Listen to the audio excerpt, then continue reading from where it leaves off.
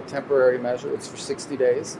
And as a result, we expect them to live up to the commitments they made in Switzerland. If they don't live up to those commitments, the president has a lot of options at his disposal. Did Marco Rubio just endanger a key U.S. ally by issuing a sharp threat against Iran during his Middle East tour? Rubio's remarks came during a visit to an Arab nation that has already suffered repeated attacks from forces loyal to Mojtaba Khamenei, raising concerns that his rhetoric could invite further retaliation or escalation. Critics in the region now suggest that the U.S. Secretary of State may be fooling Arab allies with empty promises on their safety. Rubio has tried to reassure local leaders by insisting the U.S. won't do anything to undermine ally security, but that assurance comes immediately after he publicly threatened Iran, creating a glaring contradiction. The Trump administration appears increasingly nervous about Iran and Arab states planning to discuss transit fees for the Strait of Hormuz without U.S. participation. Speaking from Kuwait, Rubio has declared that Washington will be against any charges on ships passing through Hormuz. Iran and several Arab states are expected to hold their own talks on Hormuz operations, including security, navigation, and possible fee structures, underlining that Gulf actors are now coordinating among themselves rather than relying solely on U.S. leadership. Look, obviously, anytime you enter into a negotiation, it's a process of give and take. This is a temporary measure. It's for 60 days. And as a result, we expect them to live up to the commitments they made in Switzerland. If they don't live up to those commitments, the president has a lot of options at his disposal, including, I'm not saying he's going to do it, I'm saying including reversing these sanctions. They've made very straight up commitments in Switzerland, and the president has been very clear they need to keep those commitments. If they do, we'll keep forward. If not, the president will have options at his disposal for what to do about it. Let's hope they keep those commitments. Concerns at all that the GCC is planning to meet with Oman and Iran to discuss this new quote-unquote mechanism that the Iranians have floated? No, I think they'll be against it. I think the whole world will be against any mechanism that charges money to use an international waterway. It's that simple. The president's already said it. That's not going to happen.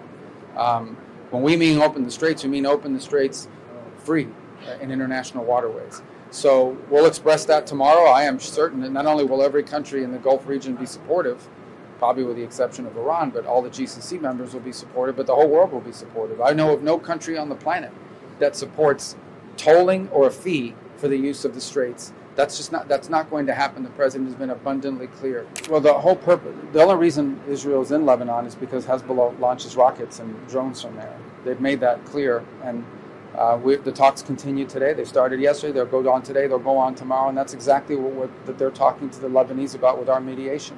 And that is our hope that the Lebanese armed forces and the legitimate sovereign Lebanese government will continue to be able to control and secure more and more of their own territory, because that's who needs to control Lebanese territory, not a terrorist group like Hezbollah.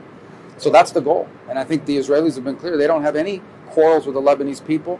They don't have any claims on the territory of Lebanon. The reason why they're involved there is because territory of Lebanon is being used to launch drones and missiles against Israel. But the more of that area the Lebanese armed forces is able to secure, the less of it's in Hezbollah's control, the less Israel will be in Lebanon. But obviously that's the process we're working through right now with these talks. That's at the core of these talks. Is it your assessment that the Lebanese armed forces today, as it stands, are capable enough, trustworthy enough to actually... Well, that's what we have to do. Look, we have to build up that capacity. That's been a long-standing challenge. I think the willingness is there. I think we need to help build up that capacity. And one of the issues that's been discussed in these negotiations is about the creation of pilot zones, specific defined areas where the Lebanese armed forces can go in, take control and secure that territory, and then move on to the next pilot zone. So it'll be a process. This is not going to happen overnight. I remind everybody that Israel was conducting operations in southern Lebanon well before this operation happened. And this is something we all want to see resolved for the future of Lebanon. We want to see a Lebanon that's in the control of their legitimate government, where there is no foreign government encroaching on their territory. And I want to reiterate that the Israelis have told us, and that is the only reason why they're there is because Hezbollah is launching against their people. If Hezbollah wasn't launching against them, they wouldn't be there.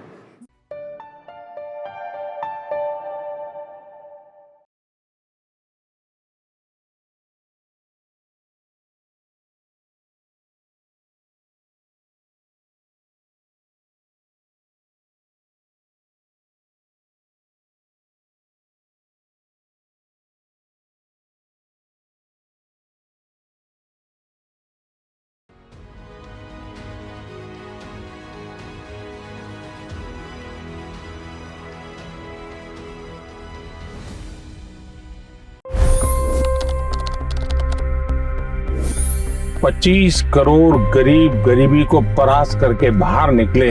For the good of our nation, let's work together and let's truly make America great again. The fastest news breaks. Requested PM saying that look, you will have to speak to Putin and to Zelensky. The biggest newsmakers. The relationship with India is probably the most important bilateral relationship the US will have for the rest of this century. The capital delivered quite an election result today. Expert analysis. The million-dollar question today is how to stop this dance of death. Ground reports. I'm standing at the crossroad of the Kumbh Mela. Behind me are more than 100 entry ghats. Long-form interviews. Exclusionary politics is reflected in Manipur case as well. You don't bother because this is a small state. Deep dive into burning issues. It's often said DRC could be the richest country in the whole world. It's because of what sits underneath. Why exactly did the US topple the Sheikh Hasina government? HT videos. We don't just break news, we break it down.